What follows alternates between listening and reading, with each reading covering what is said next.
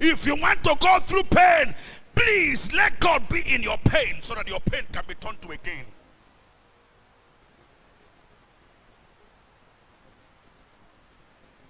Oftentimes we have come to understand that many have neglected God in their heart. They have abandoned God because what they sought after they couldn't find. And so God seems to be secondary instead of the primary things they're supposed to pursue. Seek first the kingdom of God and his righteousness, and every other thing shall be added unto us.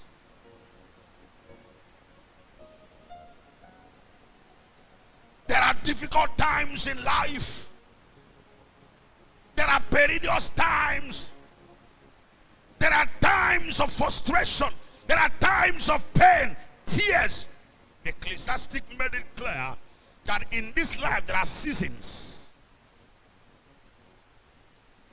So when the season of pain comes around you, or you have entered into your season of tears, because a preacher said about the university of tears that everybody, the rich and the poor, must enter the university and graduate. A time comes in your life when you sit in your houses and you shed tears on your own. A time comes in your life when people seem to have abandoned you because it's a university you must go through. While you are clapping out for somebody who is smiling, please go a minute, go to the person. You'll find out there was a time the person cried. Don't allow somebody's excitement around you make you feel that God has never remembered you. Am I communicating to somebody here? Never you think that the person who is rejoicing today was once a person crying yesterday. But what sustained you to go through that season and come to your season of joy is because God was involved. When God is involved in your season of tears, it will not hurt your heart. To cry and wound yourself is to cry alone without God. But in your tears, make sure God is the one wiping it away. Your tears. And so there are seasons in life. There are times in your life when you stand like this, you will think that people are discussing you. Nobody is discussing you. It is the imagination of your heart. There are times you think that it's your sin that is making things hard for you. It is just a feeling of your infirmity. There are times you feel abandoned, rejected, forsaken. It is a university you must go through. But one thing is important. Never you go through this school of seasons without God.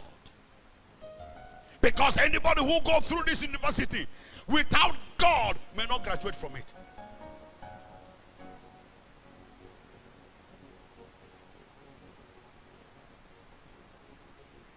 What you are going through is not peculiar to you. Others are going through enough tough time than what you think you're going through.